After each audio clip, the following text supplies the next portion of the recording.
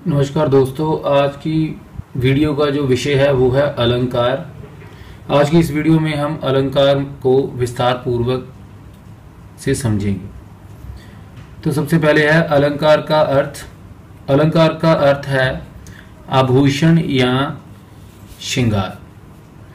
जिस प्रकार आभूषण धारण करने से शरीर की शोभा बढ़ जाती है, उसी प्रकार अलंकारों के प्रयोग से कविता सुंदर और आकर्षक बन जाती है। अलंकार कविता की शोभा बढ़ाने वाले आवश्यक तत्व हैं।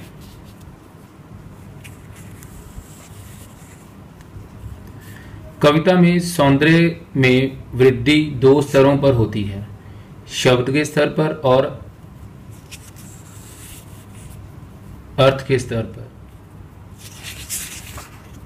जब कविता में इस प्रकार के शब्दों का प्रयोग किया जाता है कि उसकी यति मतलब विराम, अल्प विराम, गति और लय आदि अत्यंत आकर्षक होकर मन को अच्छे लगने लगते हैं, तो इसे शाब्दिक चमत्कार कहा जाता है। इसी प्रकार जब कविता में ऐसे शब्दों का प्रयोग किया जाता है कि उसके अर्थ में विविधता उत्पन्न हो जाती है, इसे कविता का अर्थ संबंधी चमत्कार कहा जाता है। अगर शब्दों से है तो शाब्दिक चमत्कार, और अगर अर्थ संबंधी है तो अर्थ संबंधी चमत्कार कहा जाता है।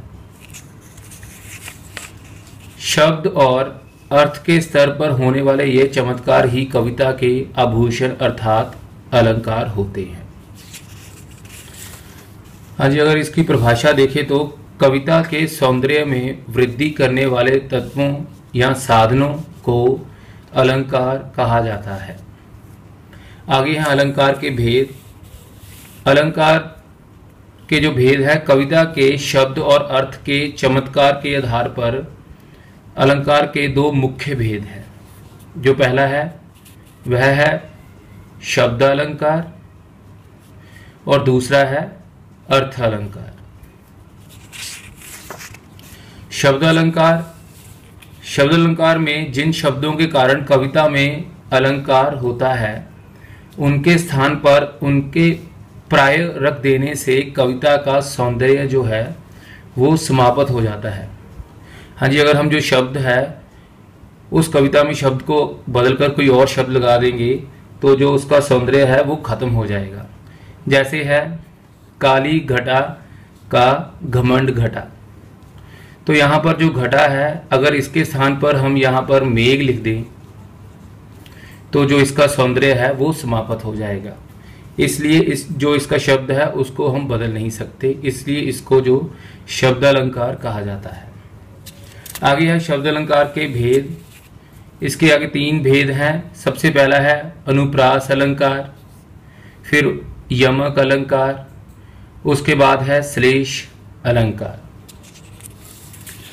इसके बाद आ जाता है अर्थालंकार। अर्थालंकार जहां कविता के सौंदर्य में वृद्धि या चमत्कार शब्द से नहीं बल्कि उसके अर्थ से उत्पन्न होता है, वहां अर्थालंकार होता है।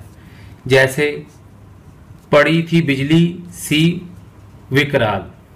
हाँ जी, अगर शब्द से है तो शब्द अलंकार हो गया, लेकिन इसमें जो है अर्थ से उत्पन्न सौंदर्य है तो ये अर्थालंकार कहलाएगा। जो यहाँ पे उदाहरण दी गई है, पड़ी थी बिजली सी विकराल, जो विकराल शब्द है बिजली के कारण यहाँ पे लिया गया है। अगर हम यहाँ पर बिजली के स्थान पर चपला भी लिख देंगे तब भी जो इसका सौंदर्य है वो समाप्त नहीं होगा। तो इस प्रकार से यहाँ पर शब्द ना होकर अर्थ का सौंदर्य बोध है, इसलिए इसको अर्थालंकार कहा जाता है। आगे अर्थालंकार के जो भेद हैं, सबसे पहले है उपमा अलंकार, उसके बाद है रूपक अलंकार, उत्प्रेक्षा अलंकार, अतिशयोक्ति अलंकार।